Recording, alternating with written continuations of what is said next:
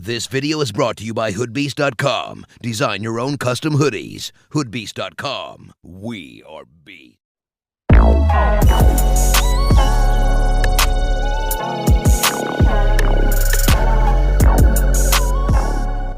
What up, though? This your boy DOC, and before I begin to this interview, I gotta go ahead and plug y'all and put y'all up on game about Cap Beats. I'm gonna leave a link in the description to these dudes, but man, they fire when it comes to designing clothes, logos, and stuff to put on hats and sweaters. You can customize them from top to bottom, because I know I got a lot of people that subscribe to my channel that's into music or, you know, just any type of marketing promotion for whatever you into. You can get it put on your clothing through them. So check them out. Now, let's get straight to this business.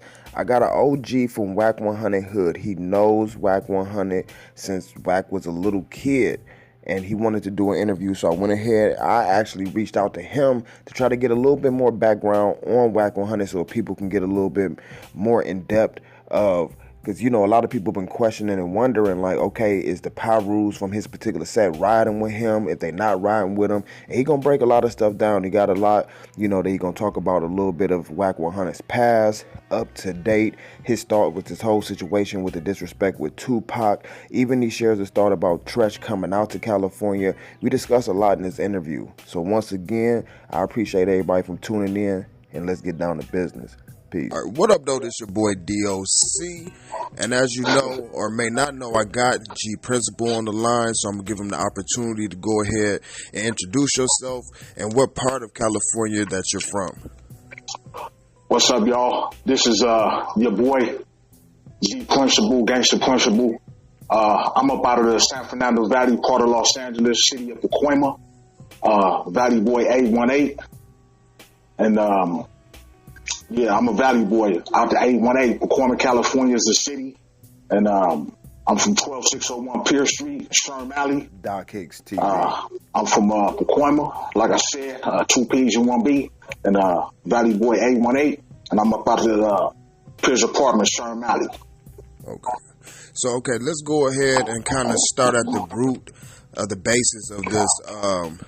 Now, you and Wack100 from the same area, the same hood. Y'all grew up with each other, or was there any type of connection there between you guys growing up? Of course, yeah. We from the same area, you know. We from the same area. Me and Wack, we from the same neighborhood, same area. He claims the Noms, I claim the Pierce. But truthfully, the truthful speaking, he's really not from the Van Nuys apartments. He's a Van Nuys. He's a Vietnam convert. He grew up on Borden and Desmond on a corner house, and that's where he's from. You know what I mean? He would really be considered from the west side. You know what I'm saying? And I'm from the east side. So he claimed the Noms, but like I said, he's a Nom convert, and he claims original baby gangster, and I'm an OYG. I'm original young gangster about the Pierce Apartments. I was doing this way before he even thought about it. You know what I mean? Right. Right. Yeah. So what type of relationship did you have with him, if at all, you know, back during that time? Well, you know what, to be honest with you, and just to keep it all the way 6 o'clock straight, you know, I really never had too much of a relationship with him. I've had relationships with his older brothers. I've had relationships with them. You understand what I'm saying? Mm-hmm. And I really never had a relationship with him like that. I knew of him because, you know, we are connected through family members. You understand what I'm saying? So I got family that's related to him, and he has family that's related to me, and they related to each other. You understand what I'm saying? And so that's how I know him. As far as coming up as a kid, I really didn't know him too well like that.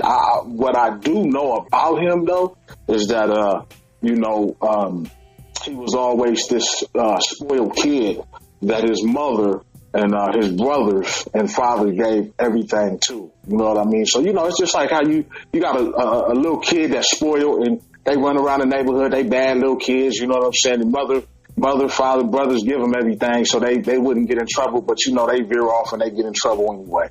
So that's really how it was for him. You know, as far as, you know, truthfully speaking, from what I observed, you know what I mean? Right.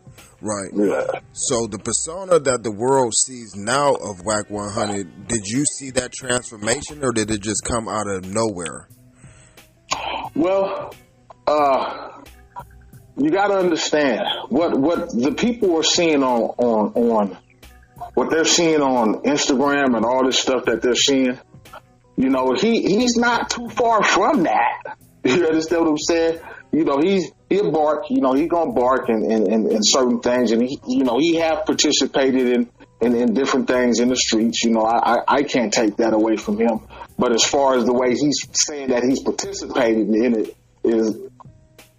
It's not, you know how you got a 1 and you put a 1,000 on the 1 or you put a 10 on the 2. Mm-hmm. You know, that's really what's being done. You know what I mean? Because you know, it was a particular incident that took place a long time ago that me and him are familiar with.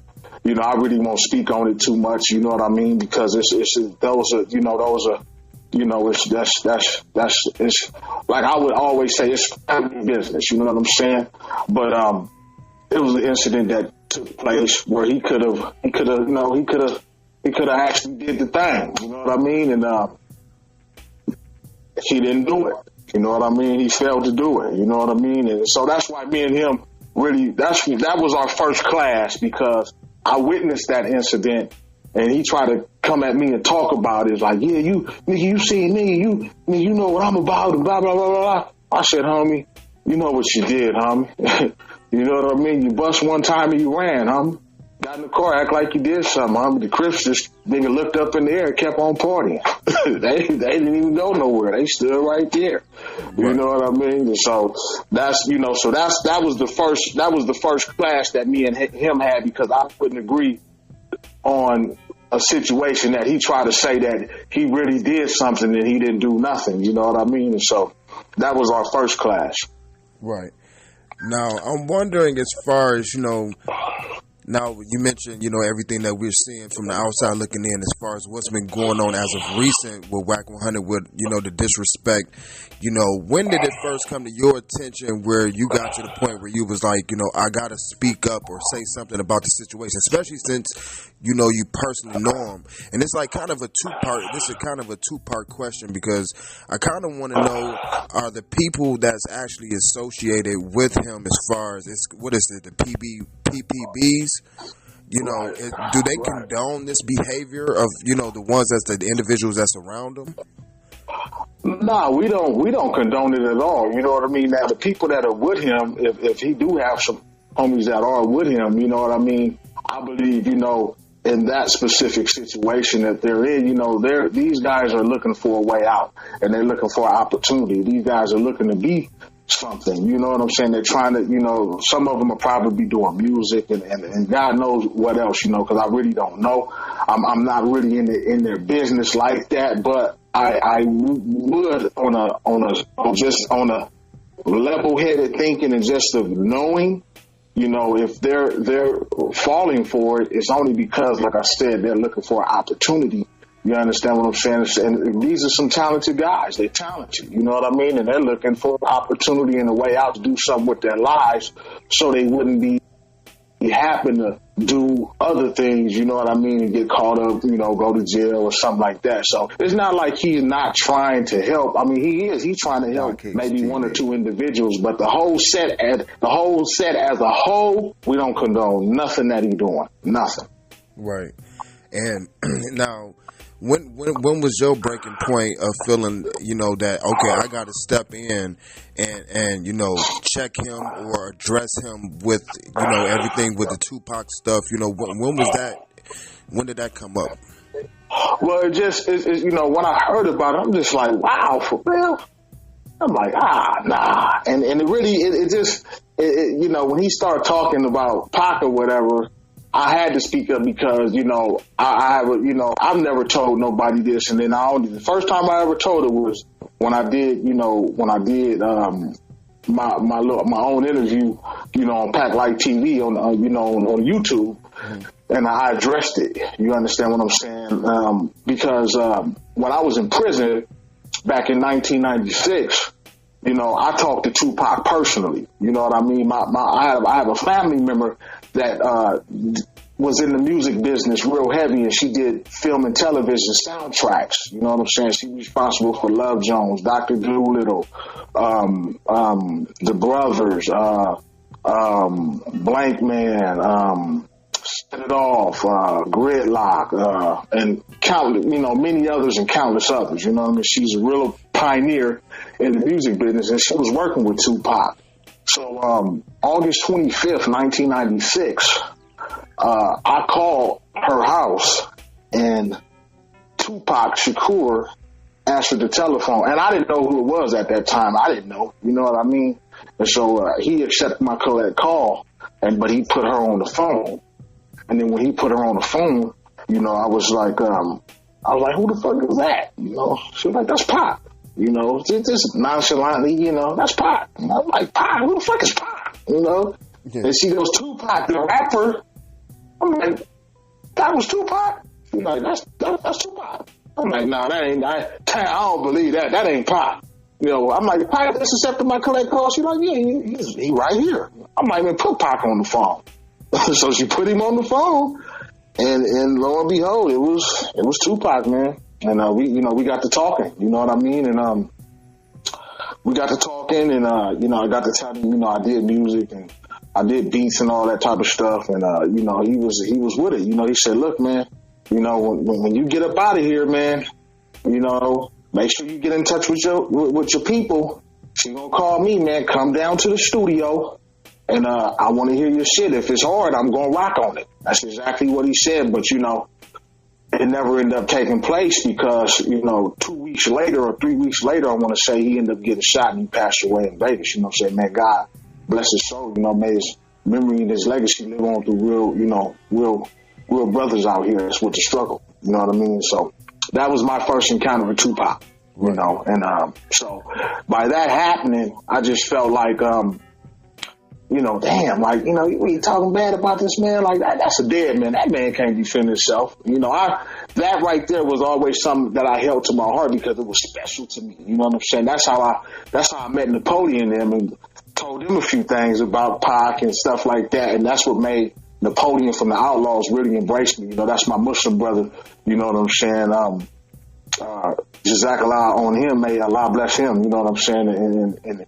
And make this deen be easy for him, you know what I mean? But yeah, that's my Muslim brother, you know what I mean? And so I just felt like I had to say something, because it just started getting like, it's like, come on, man, you ain't even built like that, man. Like, shit like that, I know you. Man, he was a buster. You know what I'm saying? Like, you ain't all this, you not what you giving to the world. You know what I'm saying? You attempted to be that, or you may have tried to, you know what I'm saying? But, real motherfucker push up on you and shit, nigga. You ain't gonna get down with no real motherfucker. You know what I'm saying? And if you do, nigga, you gonna do your thing. You know what I'm saying? And they gonna do their thing, but you scary, my nigga. You know what I'm saying? So it just made me mad because it's just like, come on, my nigga, you putting extras on this shit. You trying to be more than what you know what I'm saying? More than what you really are. Right. So that's what just really made me like, hey, well, fuck this nigga. You know what I'm saying? This nigga's a bitch. This nigga ain't no risk. This nigga ain't never did nothing for the set. Ain't never knocked nobody down for the set. This nigga's a straight buster. You know what I'm saying? So shit just got me upset. It got me mad. And I'm like, I'm just hearing shit, you know what I'm saying? This nigga taking credit, you know what I'm saying, for other shit, taking credit for other niggas get down. You know what I'm saying? Like, this nigga is sitting here lying on the internet talking about he tipped 2 niggas, he went to trial twice, he double murders, all kind of weird shit. He telling people on IG just some crazy shit. I'm like, he never did that. Shit, run that nigga name, don't even got no criminal history as an adult, period. Right. You know what I'm saying? Nigga, all your shit is juvenile, nigga. You know what I'm saying? You went to YA, nigga, for busting in the habit, you knocking at a building. You wasn't even knocking at nobody. Nigga did all that time, nigga, for knocking at the ground. You know what I'm saying? And so it's like, it's like the people don't really know the real, but I know the real. Yeah. You know what I'm saying? Just like he know about me. He know I'm with the business. He know I'm with the business. He know. Trust me, he know. He know. So let me ask this: as far as seeing this behavior, so getting from what you're saying, that basically seeing this behavior is, you know, it took you off balance, you know, it took you by storm, like, damn, because this is not the individual that you know. Do you think it's someone, like, you know, how can I put this, paying him? Because I've heard people say, okay, maybe he's on the payroll for Benny Boone with the movie, or it's all for promotion for the movie. What do you think the real agenda is with him in this situation? Well, because me and him, even when all this stuff happened, me and him, we was just talking. You know what I mean? We was just talking, but I blocked him because I just felt like, fuck you, nigga. You know what I'm saying, nigga? It is what it is. You know, I don't want to talk to you, nigga. You was a bitch. He's a buster, nigga. So, but behind the scenes, what niggas really don't know is that I tried to line the fade up with him and Mumin Fitness, because Mumin Fitness is brother Mumin is Napoleon's brother. Right. You understand what I'm saying? He's Napoleon's brother, and he wanted to get down with Wack. He wanted to get down with him, and Wack turned that thing down. You know what I mean? There was a lot of red tape in trying to make that thing happen. You know what I'm saying? And he, you know, he turned it down. He called me and said, you know, what's up, P? You know, what's happening, my nigga? I'm like, what's happening? They want to get down with you, bro. You know what I'm saying? And the nigga was like, nigga, call that nigga so I can put him on the three-way so I can cuss his mother out. I'm like, nigga, I'm not about to put you on no three-way, nigga, so you can cuss this nigga's mother out, my nigga. I bring this nigga, you know what I'm saying? We go to the homie backyard. You know what I'm saying? You bring whoever you gonna bring. I bring whoever I bring. Get out with this nigga, homie. Right. You know what I'm saying? But he didn't want to do that. You know what I mean? He didn't want to do that. He didn't want to do it. Trust me. So you think this is some form of a game to him? Do he not take it serious? Because it seems as if, from, you know, hearing different, listening to what you say, also with the interview with Gonzo and a couple other people, they feel like it's a higher power. I don't want to say higher power. I don't mean that in no religious way, but it's something bigger that's, you know, behind the scenes with this situation with him. Oh, I believe it is. You know what I'm saying? To me, you know, when I look at that individual, you know what I'm saying, just from a lot of the shit that done happened to me over the last year and different things like that, I believe he, you know, me personally, I believe he's affiliated somehow with law enforcement. Somehow, somebody's pulling the string behind him, and he's, you know, he may deny it, but just from the shit that happened with me from a year ago, and just, you know, how things took place, and I'm peeping, and I'm, you know how you just doing total recall, rewind and shit. Right. Them niggas got to be working with the police. Them niggas got to be they got to be something. You know what I'm saying? They got to be, because it's just, how are you able to be so reckless and give threats all over Instagram? There's other people that get those threats. These dudes is going to jail. You see it in the news every day. Right. You know what I'm saying? So how are you excluded from this? Who was behind this? Who got this battery pack in this dude? You know what I'm saying? That's how I look at it. You know what I'm saying? Because somebody got to be doing something, or something. Somebody's paying him, because this, from what he told me, these are his words. You know, he was like, man, why everybody want Tupac to be a gangster? Man, he's a revolutionary type guy. You know, he's like X-Clan. He's like this, or he's like that. You know what I'm saying? And for whatever weird reason he thinks this, he's not looking at the man's body of work to know that man ain't like that, man. That man is just like any of us young brothers back in the 80s and 90s that was going through the struggle. You know what I mean? That was going through temptation of being around drugs and alcohol, women, gangsterism, all kind of different things, and so therefore he's built on that same I would say soil, or whatever we was going through back then in the 80s, 70s, 80s, and 90s. You understand? He's built from that same thing. Right. So how could he be like X-Clan or anything like that? Of course, the background was revolutionary. You understand what I'm saying? But you got to understand, so you got different acronyms. You know what I mean? When he's saying he a thug, different acronym, just the same thing saying, like you a gangster, just a different acronym. See, different times bring up different acronyms. Now, you know, in the 2000s, you a hitter. Right. You know, my hitters. Different acronyms for gangster. Right. Different acronym. You understand what I'm saying? So when somebody say that he wasn't a gangster, how could you say he wasn't a gangster? This dude was definitely a gangster, but he called himself a thug. You know, he was an intelligent thug, but man was still a gangster. You know what I mean? Right. Different acronym. You know what I'm saying? It's just a different acronym. You know, this brother seen a young brother getting harassed in Atlanta. He didn't know that man for nothing. And got out and defended this man. And later on found out that it was off-duty police officers. Right. You understand what I'm saying? So if that wasn't gangster, I don't know what was. Right. If he didn't have heart, I don't know what was. Then there's probably other things that took place that we don't even know about that this man was involved in that was gangster. You know, because one of the brothers I was talking to in prison, Wack100, these came out of Wack100. This came out of his mouth, and I'm going to put this interview up on my channel. You know what I'm saying? What came out of his mouth was, I would have rather been with Pac than some of those dudes that I was around, because I know Pac was going to shoot. Pac's a shooter, period, point blank. So whoever talking that shit about Pac, they definitely didn't know him. Right. These was his words. These was his words.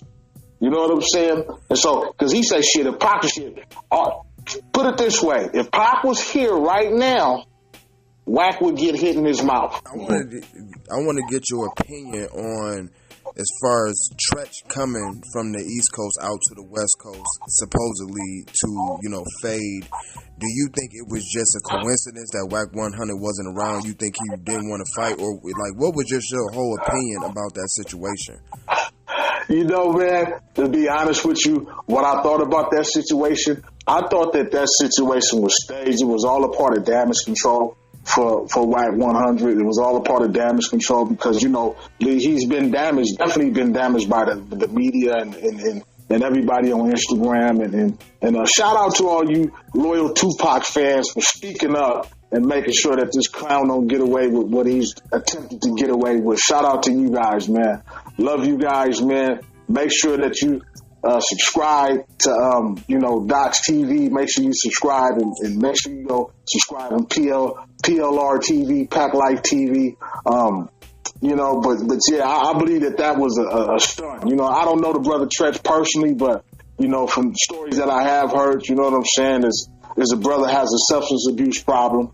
You understand what I'm saying? And so maybe what I believe is he came here and he may have very well meant what he said. But once it got in the thick of things, you ain't on the East Coast, you on the West Coast, it's a whole different get down over here. Right. Once you get in the thick of things, you like, oh wow, you know what I'm saying? You brought a toothpick to a gunfight. And so of course he backed out. You know what I'm saying? Of course he was gonna back out. You know what I mean? And maybe that was the best thing for him to do. You know what I mean? Because he's really not. I believe he just came behind other people who were speaking up. You know what I mean? They heard me. They heard, probably countless of other people doing it. You know what I'm saying? But I'm one of the first that spoke about it. You know what I mean? All you got to do is go to my channel, go to Pack Life TV, and you'll see that I talk about that. I talk about Tupac. I tell a whole story. You know what I'm saying? I talk about the Wack100 thing about, you know what I'm saying, that Tupac's definitely more gangster than him, and Tupac would hit him in his mouth if he was here. Right. So I believe that Tretch really he overspoke, you know what I mean, and put himself in a position that, once he got in it, he had to backpedal, you know what I mean? And so, I never thought he was a gangster anyway. I never thought he was anybody that, you know what I'm saying? He's naughty by nature, OPP, hip hop hooray. You know what I mean? I don't look at Tretch like that. I don't look at Tretch like he's just, you know what I'm saying? I don't look at him the same way I look at Pop. So to be clear, through the grapevine about there, no altercation happened between Tretch, Wack100, the Booyah Boys, and none of that actually happened. Those are just rumors. I don't believe it happened. Yeah, I don't believe that happened. I believe those are just rumors and never took place. You know what I mean? And, I believe before it even took place, they already put you know what I'm saying? Wack may have went in and said, you got to understand that this dude, he not a dummy. He's a real smart guy. So he went in and probably said his little words and used his little whatever politics that he's going to use behind the scene that we don't know about. Maybe his threats or this and that and all this type of shit. And, and that made that dude, you know what I'm saying? Like, damn, he outnumbered. It don't matter. It don't matter. He's outnumbered. He coming to L.A., he's outnumbered, period. Right. He's outnumbered. You know what I'm saying? It doesn't matter. You know what I'm saying? They looking at him. They looking at that dude like he a Happy Meal. Oh, that's a cheeseburger. Oh, there's some French fries, there's hamburgers, some chicken McNuggets, there's apple juice and orange juice. Oh, we need that. You know what I'm saying? So he's on the wrong side trying to make a play like that. Right. Now maybe if he was in New York and they caught him over there, then they could have, you know what I mean? If he say he had Woods or whoever he had, maybe he's stronger on the East Coast, but on the West Coast, you know what I'm saying? He's outnumbered. He's outnumbered. So that wasn't a wise move for him. That was stupid of Tretch to even try to come do that, regardless to the things that I know about the man. You know what I'm saying? I know the nigga pussy to me. Wack100 is a pussy to me. But, being in the position, of authority, of making certain things take place and, being with E1 and certain little things like that and having certain people around you, shit, even a bitch-made motherfucker can call a move and make something happen. Right. You know what I mean? So, he was I just believe he spoke out of turn of being on the wrong side. If he shouldn't have spoke on this side. If he was going to speak, you should have spoke over there when you had him cornered. And that kind of leads into a question I was going to ask as far as, you think people are just taking advantage of the situation because he's not here? Because this is what trips me out as far as when I try to base my questions off of the things I see people in the comment section leave. And a lot of the overall perspective be, it's because of this movie is coming out. And my thing is, okay, even if the movie is coming out, why would it spark any type of hate inside of the Funk Flexes of the world or Wack100 when this man supposedly don't have any attachments or no Tupac at all? Yeah, he don't know Tupac at all. What it is, what I believe like I said, from what he told me, and this is the reason why he didn't want to fight Moomin Fitness, he blamed it on whoever LT Hutton is. He blamed it on LT Hutton. He said, well, LT, they gave me $150,000 to do this. And I was like, huh? They paying you to do this shit? I said, man, they paying me to do it. That's what he told me. He said he was paid to do it. That's what he told me. You understand what I'm saying? So now that you got all the controversy around it and the movie is coming up and all this, what this guy is going to do after this movie come out, and if it do astronomical numbers at the box office, this guy is going to say it's because I sparked the controversy around it. This is why it sold all the tickets that it sold. Right. So I already know after the movie come out, this is what he's going to do. You know what I'm saying? He may issue a formal apology, but the damage is already done of what you did of your legacy, because his legacy will never be bigger than Tupac's. Right. You know what I'm saying? He's trying to attach himself to somebody.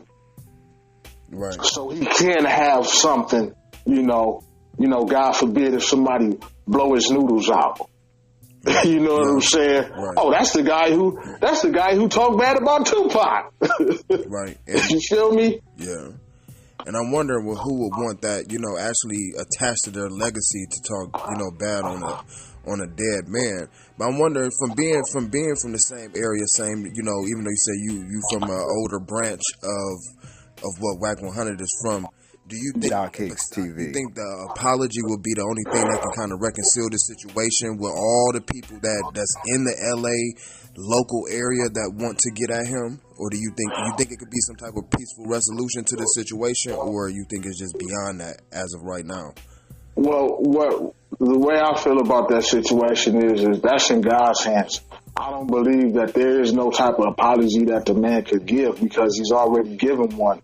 You know what I'm saying? Or I think he gave one. I don't know because I don't follow him on Instagram. I don't try to associate myself with that dude unless it's, you know, really just putting out the truth about the man. You know, he's not what everybody seems to think. You know what I mean? You know, he got his little 5 minutes of fame. He blindsided a drug addict, somebody who admittedly said that they smoke weed, drink liquor, and snort cocaine. You know what I mean? And so you hit a man that's really, back in our days, what we call that, you know, when motherfuckers used to knock out smokers, we say, why you knocking out the smoker? You got to DP you for that. You know what I mean? You done knocked out a smoker, man. This dude bring money. Right. You know what I mean? So to me, you know, it wasn't like he knocked out somebody, you know, who was reputable or somebody who was straight level-headed. You know, to me, he knocked out a guy who was on drugs. He knocked out a basehead. To me, he knocked out a drug addict, and then it was a blind side. It wasn't like it was a straight head up, you know, combat, straight face-to-face combat, and then, you know, he got one in and he slept him. That was a blindsided move to me. You know what I'm saying? So now, knowing the politics of y'all particular set, neighborhood, or whatnot, what's your opinion on as far as all these videos that's been coming out? You hear him say on Pyru and blatantly lie about a lot of things that he's going to do or this and that on Pyru. Normally, how would that be handled, or you know? Yeah, and you know what's the trip when they speak on it like that. The first thing that, because you hear dudes say that, it's just like somebody saying, I put that on my mama. Boom, you done blew your mama up. You know what I'm saying? So if a guy put it on his mother and he blow his mother up, he doesn't care about putting anything on Pyru. Right. You know what I'm saying? Pyru don't mean nothing to these dudes out here. You know what I'm saying? It may mean something to a few of us, but it didn't really mean nothing to guys like him. You understand? And probably many other individuals that to me, just to me, this is me speaking, that loyalty and the way that it all started in the beginning, that's not here anymore to me. You understand? It is in pockets. It is in pockets because you got to understand when we start banging this beat thing, you know what I'm saying? So you got to understand the Pyrus. We are one of the biggest blood sets, but we bloods. It ain't we Pyrus. We bloods. We're part of the B card. You understand what I'm saying? We just happen to be one of the larger or the largest sector of the bloods. You understand what I'm saying? Right. But, you know, them brothers don't condone that. I'm quite sure they don't, because I don't. You know, and there's other niggas that's like, bro, this nigga blowing up the P-phone.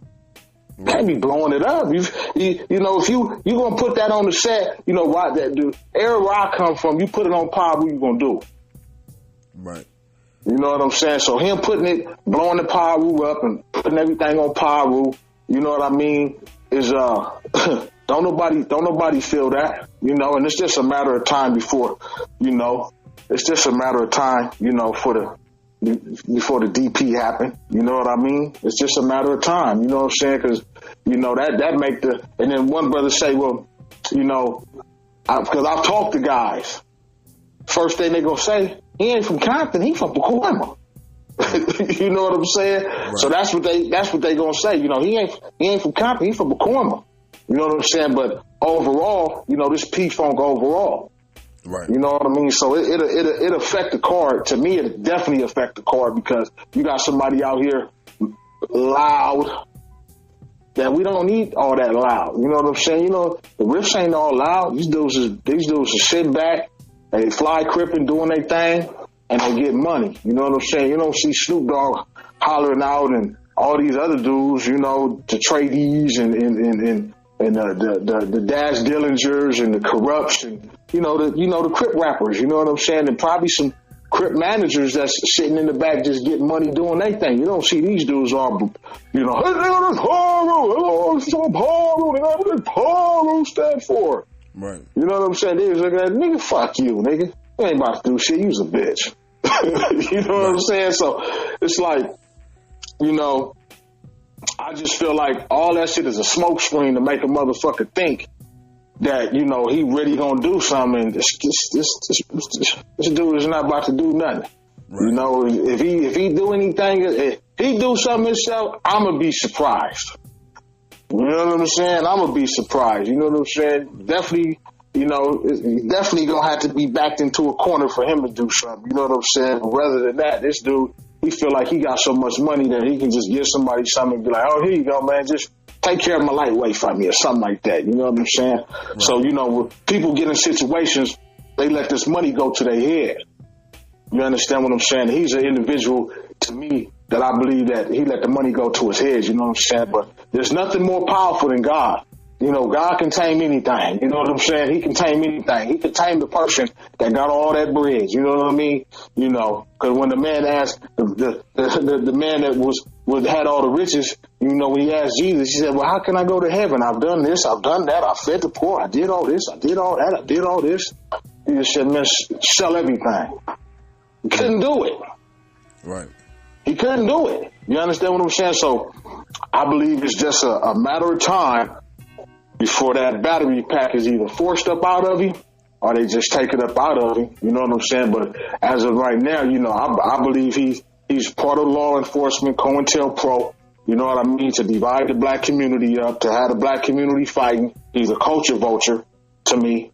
You know what I mean? He's definitely a culture vulture. You know what I'm saying? And you know, however he can get a buck or two, or whatever he's doing in whatever position he in, he's doing it. You know what I mean? And for the record, no hate on the position that he's in. No hate whatsoever. I think it's a great thing that he's in the position. Just doesn't like how he's acting while being in the position. Right. That's it. Because that's one thing that I hear about, you know, the progression, especially, you know, being from Detroit, looking from the outside, looking over there at the West Coast, seeing the transition of not only through LA music, just LA in general. You've been seeing a lot of, you know, at one point in time, you know, you wouldn't really see the Bloods and the Crips together. Now you see them doing the songs together, you know, saying it's all about getting the money and this and that. And you feel this type of behavior that he's pushing. Not to say he's big enough to cause that divide, but in the city out there. But do you think it could start a snowball effect? Well, you got to understand that the brothers that's doing the music and stuff like that, you got to understand, like right now on the West Coast, the gangbanging and stuff like that, it's not as bad as it used to be. You know, you got it in pockets. You know, things still take place. But a lot of these young dudes out here, you know, music is their way out right now. You know what I'm saying? Besides, if you like Biggie said, if you got a wicked jump shot or you slinging crack rock, you know what I mean? Right. But this music right now is a way out for these young brothers. Besides they made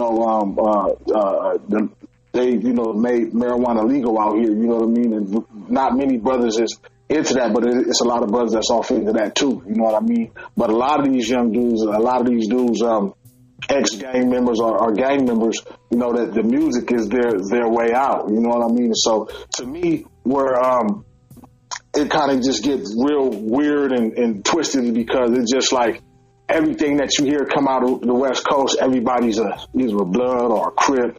You know, nobody's really not affiliated with anything. You know what I'm saying? And I think, just me personally speaking on it, everybody don't have to be a part of a gang. You know what I'm saying? Right. Like just because you affiliated with the Bloods or the Crips, that don't mean you the shit. That don't mean you hard. You can get busted too. Bloods and Crips got busters too. Right. You know what I'm saying? And Wack100 is one of them. You know what I'm saying? He's one of them. Just to you know, to really pinpoint and to say, you know, everybody, just because you're a Blood and Crip don't mean that you hard and that you real. Right. You understand? So you could be a non-affiliate and be more realer than that. True. You know what I'm saying? My case in point, you got a young brother right now that we got out here, which is our West Coast baby, which is our, you know, we pushing for him, you know, Kendrick Lamar. Right. You know, Kendrick Lamar is not a gang member, but he grew up around those people. Right. You understand what I'm saying? He grew up around the West Side Pyrus, the Bounty Hunters, these people, but this brother's, you know, and he have those people around him, but to help those people get out out of whatever poverty they were in or whatever circumstance or situation that has wasn't fortunate enough for them. He helps to give them an opportunity. You follow what I'm saying? So everybody don't have to be affiliated or be a gang member. You understand what I'm saying? Because that kid he's not a gang member. You know, I really don't know too much about the young man, you know, but from what I understand is that's where he grew up at. And he's a pretty solid individual from what I've been told. He's a very solid individual. Right. And if it was one thing that if you just had the opportunity right now that you would want to say directly to Wack100, it don't matter what it is, if it's positive, negative, or if it's just a message that you want to get to him about his behavior, what would that be? If I had one thing to say to him, run that fade, man. Run that fade, man. Stop putting everything on the P-phone, man. Run the fade. You know what I'm saying? And after you run the fade, then, you know, it is what it is. You might win. You might win. You know what I'm saying? You might win. You know what I mean? And take your platform and do something positive with it instead of trying to cause dissension in the ranks and divide everybody. Right. You know, that's what I would say. You know what I mean? Do something positive. Do something positive with the platform. You know, and then let's bring our people together. Right. Now, you know what I'm saying? Now, what's the name of your YouTube channel, the platform that you have? My platform is packlifetv, PLTV. It's on YouTube. My Instagram is g.principal on IG. You know what I mean? My Facebook is Gangster Principal. Y'all can follow me on there. Follow me on my platform. You know what I mean? And a lot of the times, you know, when you hear me speaking out, I'm gonna be speaking about God and those different things because those are that's what I believe in. I'm a God-fearing person. You know, I'm a man of God. You know what I mean? And you know, for me to get here, it's a miracle for me to be here. It's a miracle for me to even be on the phone. You know, even talking to you and having this interview. You know what I'm saying? Those are all Allah's blessings. Those are all God's blessings. You understand what I'm saying? And I don't take those blessings for granted. You know, I could be sitting in a prison cell, you know, with a life sentence. You know what I mean? And you know, or sitting on, you know, on death row. You know what I mean? But by God's grace, I'm here. You know what I'm saying? So it's something definitely great for me to do. You know what I mean? And you know, I got a record label. I got Pack Life Records, Packtown Entertainment. I'm also a manager, and I do publishing administration. You know what I mean? And so that's what I do. I try to help these young men out here that have been wronged in the music business, try to straighten their careers out. You know what I mean? Try to straighten their paperwork and their business out, you know? So I manage an artist right now, Tonebone Beats. So you guys follow Tonebone Beats on Instagram. Also Packafella. Got an album out called Caviar Music. Go listen to that. You know what I mean? And you know, I got some stuff coming out with Too Short, the West Coast Godfather, you know, of pimping on the mic. You know, very, very good brother. Very good brother. You know what I mean? Very humble brother. One of the most down-to-earth brothers that I've ever met besides the legend.